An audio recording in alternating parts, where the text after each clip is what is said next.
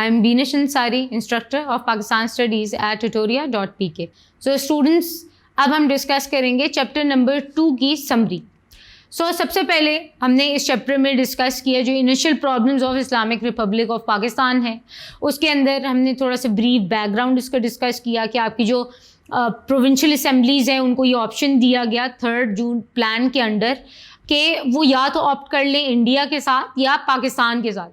تو over whelming majority جو ہے اس یعنی کہ جو پنجاب کی اور بنگال کی اسمبلیز تھی انہوں نے ڈیسائیڈ یہ کیا کہ وہ پاکستان کا ساتھ دیں گے. اس کے علاوہ جو نان مسلم میجورٹی ایریاز ہیں انہوں نے بھی یہی کہا کہ ہم پاکستان کے ساتھ جوائن کرنا چاہتے ہیں. لیکن اس وقت جو سپریٹ کمیشنز بنائے گئے اس کا ہیڈ مقرر کر دیا گیا سائرل ریڈ کلف کو، جو کہ ایک برٹش لائر تھے اور وہ چیئرمین بنا دیے گئے بوتھ کمیشنز کے. بچوں ایک بات یاد رکھنے کی یہ ہے کہ جب پارٹیشن ہو رہی تھی تو بہت زیادہ انجسٹسز ہوئے ہیں مسلمانوں کے ساتھ اور ایک بہت بائس اپروچ رہی ہے، بائس رزلٹ آیا ہے اس تمام تر ڈیسیجنز کا. قائد اعظم نے یہ کافی دفعہ پروپوز کیا کہ امپارشل ڈیسیجن میکنگ باڈی ہونی چاہیے، جیسے کہ یونائٹڈ اسٹیٹس ہو گئی، آپ کی برٹش کورٹس جو ہیں اس کا برانچ ہو سکتا ہے. لیکن لارڈ ماؤنٹ بیٹن جو تھے، جو وائس رائے تھے، انہوں نے کیونکہ ان کا ٹلٹ جو تھا وہ کانگریس لیڈرشپ کی طرف تھا تو وہ چیزیں اس طرح امپلیمنٹ نہیں ہو سکی. اور سائرل ریڈ کلف نے ہی واز انہیں بہت زیادہ اندازہ نہیں تھا، that was the first time کہ وہ انڈیا آئے تھے، انہیں اندازہ نہیں تھا. تو جو ڈیسیجنس تھے وہ سم واٹ جو ماؤنٹ بیٹن ہیں ان کے انسسٹنس پہ بنائے گئے ہیں. وہ ڈیسیجنس کیا تھے کہ گرداسپور، فیروز پور، تحصیلز آف زیرہ، فضلکا جو یہ سارے کے سارے ڈسٹرکٹس ہیں یہ پاکستان کا پارٹ ہونے تھی. It was decided. لیکن جب 3 جون پلان کے انڈر جو پرومسز کیے گئے پاکستان کے ساتھ وہ انفارچونیٹلی پورے نہیں ہوئے، اور جب ریڈ کلف نے ایوارڈ اپنے اناؤنس کیا اور ڈیمارکیشن آف باؤنڈریز کی 17 اگست 1947 میں، تو وہ انڈیا کا پارٹ قرار دیے گئے. فیروز پور ڈسٹرکٹس کے علاوہ کلکتہ جو سٹی تھا اس کو بھی انہوں نے انڈیا نے اس کو انیکس کر لیا اور پاکستان کے ان جگہوں پر کلیمز تھے اور ان کے نیچرلی اور لیگلی وہ پارٹس تھے وہ پاکستان سے دور کر دیے گئے. اسٹوڈنٹس اس کے علاوہ جو آپ کے پاکستان ٹائمز ہے اس کے اندر یہ بتایا گیا تھا کہ تقریباً 55% مسلم میجورٹی ایریاز جو تھے جیسے کہ تحصیل بطالہ اس کو بھی it was a nice industrial base area, جو کہ زیادہ تر مسلمان انڈسٹریلسٹ وہاں پہ موجود تھے، وہ بھی انڈیا کو دے دیے گئے. جو نیکسٹ آپ کا ٹاپک اس کے اندر آتا ہے وہ آتا ہے کہ جی پرابلمس آپ کی کیا کیا تھے نیو بورن اسٹیٹ کے. تو بے انتہا پرابلمس تھے پاکستان کو جو فیس کرنے پڑے اس ریڈ کلف ایوارڈس کی وجہ سے. جو ڈسپیرٹی کریٹ ہو گئی تھی وہ بہت مشکل ہو گئی تھی فل کرنا. ایڈمنسٹریٹو پرابلمس بہت زیادہ پاکستان نے فیس کیے. ہمارے پاس پراپر لوگ نہیں تھے، آفیسرز نہیں تھے، سینئر آفیسرز موجود نہیں تھے. آرمی کے زیادہ تر لوگ ہندوز تھے. جب پارٹیشن اناؤنس ہوئی تو ہمارے پاس بہت زیادہ ان ایکسپیرئنس لوگ تھے، اس لیے پھر ہمیں برٹش آفیسرز کو امپلوئے کرنا پڑا. اور آرمی چیف انگلش مین تھے، ہمارے ہائی ایگزیکٹو آفس کے جو ممبران تھے وہ انگلش مین تھے، senior bureaucrats, governor, chief secretaries, یہ تمام تر.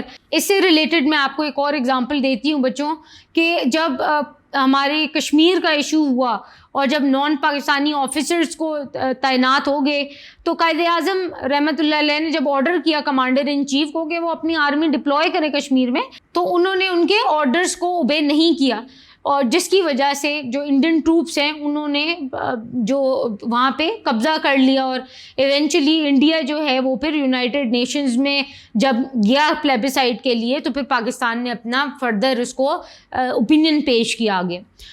کراچی بچوں آپ کو پتہ ہے کہ جب پاکستان فارمولیٹ ہوا تو Karachi was the capital of Pakistan, لیکن تب بھی ایڈمنسٹریٹو اور گورنمنٹل فنکشننگ کے لیے کچھ ایشوز وہاں پہ ڈیولپ ہوئے ہوئے تھے، جس کی وجہ سے ہمارے پاس آفیسز پراپرلی نہیں تھے. ٹینٹس میں، براکس میں جو ملٹری کے ہوتے ہیں اس میں آپ کے آفیسز بنانے پڑے. آفس ایکوپمنٹ نہیں تھا، پیپرز نہیں تھے. مائیگریشن کے دوران جو یہاں کے پیپر ورک تھا، ریکارڈس تھے، وہ سارے کے سارے جلا دیے گئے. ریہیبلیٹیشن آف ریفیوجیز کی جب ہم بات کرتے ہیں تو تقریباً 6.5 ملین ریفیوجیز جو ہیں وہ انڈیا سے پاکستان مائیگریٹ ہو کے آئے ہیں، یعنی کہ ایک بہت بڑی اماؤنٹ جو ہے وہ آپ کے ملک میں آ گئی تھی. ان کا رہنا سہنا کھانا پینا یہ ایک بہت بڑا چیلنج تھا.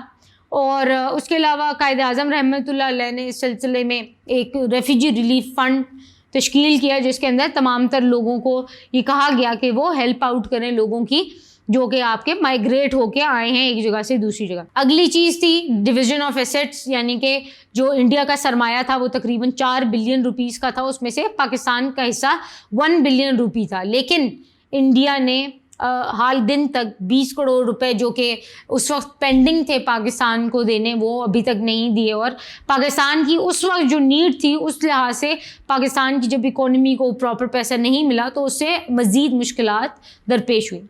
اگلا ٹاپک ہے ریزلٹس آف دا انجسٹسز. اس کے اندر سب سے بڑا جو ایشو ہے بچوں جو حال دن تک چل رہا ہے that is of Kashmir issue. تو کشمیر ایشو کہا جاتا ہے کہ ریڈ کلف ایوارڈز کی ان اپروپریٹ ڈسٹریبیوشن کی وجہ سے یہ ایک رزلٹ ہے کشمیر ایشو جو کہ نہیں سولو ہو سکا. اور گرداسپور جب انڈین ٹیریٹری میں دے دیا گیا تو اس کے اندر ان کو لینڈ ایکسیس مل گئی، اور اس وجہ سے انڈیا جو ہے وہ اپنے ٹروپ جو ہے وہ بہت آسانی سے کشمیر کے اندر رکھتا ہے، اور اس سے جو ہے کشمیر کے جو حالات ہیں وہ انسٹیبل ہیں اور پاکستان اور انڈیا کے تعلقات جو ہیں وہ خراب سے خراب تر ہوتے جاتے ہیں. جو اگلی چیز ہے وہ ہے فیٹ آف کلکتہ، جس کے بارے میں ہم نے ڈسکس کیا ہے. کلکتہ لارجسٹ انڈسٹریل سٹی تھا، 25% مسلمان تھے، 60% اس کے اندر آؤٹ کاسٹ ہندوز تھے یعنی کہ اچھوت تھے. وہ چاہتے تھے پاکستان میں مرج ہونا، لیکن انڈیا نے ول آف دا سٹیزنس کے اگینسٹ، جو وہاں کے رہنے والے لوگ تھے ان کے اگینسٹ جو اسٹیپ اٹھایا اور کلکتہ کو انڈیا کا پارٹ بنا دیا. کچھ ڈسکس کر لیتے ہیں جو مائیگریشن ایشوز وغیرہ ہوئے اس میں اور کیا کیا چیزیں تھیں. وہ تھی کہ بہت سارے لوگ جو ہیں وہ مائیگریٹ جب ہو کے آئے، کیونکہ بہت جلدی ڈیسیجن لیا گیا مائیگریشن کا. تو جب پنجاب کی ڈویژن ہوئی، جو لوگ وہاں سے مائیگریٹ کر کے پاکستان آنا چاہتے تھے مسلمان، ان کی میسو کلنگز ہوئیں، جس کی وجہ سے لوگ جو ہیں وہ ڈسپیرٹی کا شکار ہو گئے. بہت سارے لوگ ڈپریشن فرسٹریشن کا شکار ہوئے کیونکہ ان کے دوست احباب اور رشتہ دار جو تھے وہ رستے میں ہی مارے گئے، اور وہ سب کچھ چھوڑ چھاڑ کے یہاں پہ آئے تھے اور انہیں اپنے ریلیٹیوز بھی نہیں ملنے کو، ان کو موقع ہی نہیں ملا کہ انہیں مل سکے. بچوں اس کے علاوہ جو نیولی بورن اسٹیٹ ہے اس کے اندر جو پرابلمس تھے، ملٹری ایسیٹس کا پرابلم تھا، یعنی کہ آپ کی جو ملٹری تھی اس کو بھی جو پراپرلی ڈیزرو کرتے تھے، جو آپ ڈویژن ہونی چاہیے تھی، وہ بھی نہیں پاکستانیوں کو ہو سکی. واٹر کنال ڈسپیوٹ اندر ایشو تھا. تو اس کے اندر انڈس بیسن کے جو واٹر فلو تھا پاکستان کا روک لیا انڈیا نے 1947 کے اینڈ میں پانی روک دیا، جس کی وجہ سے پاکستان کی اکانومی کو ایک بہت بڑا لاس ہوا، اور پھر پاکستان ورلڈ بینک کے پاس گیا، جس کے بعد اس کو فردر 3 پارٹس میں انڈس بیسن ٹریٹی ہوئی اور ڈیوائڈ کیا گیا راوی ستلج بیاس اور انڈس جہلم چناب میں، پاکستان کے حصے میں جو آتے ہیں. انیکسیشن آف پرنسلی اسٹیٹس کی جیسے کہ ہم نے ابھی بات کی کہ انڈیا نے بہت ساری جگہوں پہ اپنے انیکسیشن کر لی، قبضہ کر لیا وہاں پر، اور پارٹیشن کے ٹائم جو 580 بگ اور اسمال پرنسلی اسٹیٹس سے اس میں سے 3 کا مسئلہ جو ہے وہ باقی رہ گیا تھا، جس کے اندر کشمیر، حیدرآباد اور جوناگڑھ تھا. جوناگڑھ ایک اسمال پرنسلی اسٹیٹ تھا، وہ لوگ چاہتے تھے کہ پاکستان کے ساتھ مرج ہو جائیں. اس کے علاوہ جو مناودار اور منگرول ہے وہ بھی اسمال پرنسلی اسٹیٹس تھے، they wanted to merge with Pakistan. India نے اس کو بھی انیکس کر لیا.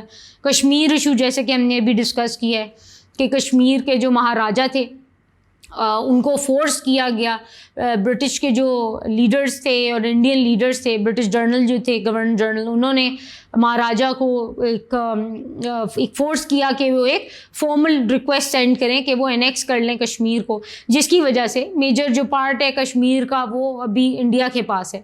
اور تیسرا جو ایشو ہے وہ ہے حیدرآباد کا. حیدرآباد کے جو نظام تھے وہ چاہتے تھے کہ ایک انڈیپینڈنٹ اسٹیٹ ہو حیدرآباد، لیکن انڈیا نے ادھر بھی انیکسیشن کر لی. اب ہم ڈسکس کرتے ہیں اس چیپٹر میں جو ایفرٹس تھیں ریزولو کرنے کے لیے پرابلمس کی. تو اس کے اندر سب سے بڑا رول جو پلے کیا اسٹوڈنٹس آفٹر پارٹیشن وہ تھا قائد اعظم رحمۃ اللہ علیہ کا, اور انہوں نے ڈفرینٹ قسم کی صورتحال میں اس کے سلوشنز بتائے, تمام تر لوگوں کو ان کی مدد کرنے کی کوشش کی. پاکستان کے جو لوگ مائیگریٹ کر کے آئے تھے ان کی جو فیملیز یہاں پر آئی تھیں, تو انہوں نے جو ریفیوجی ریلیف فنڈ قرار دیا تھا, بنایا تھا, تشکیل کیا تھا, وہ بیسکلی اسی لیے تھا تاکہ لوگ جو ہیں جو وہاں سے آئے ہیں ان کی مدد ہو سکے. اور جو قائد اعظم نے کانسٹیٹیوشن میکنگ کی بیسس رکھی تھی that was based on the principle of Islam, اور ڈیموکریٹک جو ایک گورنمنٹ ہے, ڈیموکریٹک اسٹیٹ ہوگی پاکستان, اس کا ایک ویژن دیا قائد اعظم رحمۃ اللہ علیہ نے. اور اسی طرح جو گورنمنٹ جب فارمولیٹ ہوئی تو 5 ممبر کیبنٹ تشکیل ہوئی, تو قائد اعظم نے ایک میسیج دیا کہ جو پبلک سرونٹس ہیں they are not suppose to be the ruling class, بلکہ وہ لوگوں کی مدد کے لیے عہدے پر ہیں, اور انہیں چاہیے کہ عوام کے مسئلے مسائل کو سولو کیا جائے پراپر طریقے سے.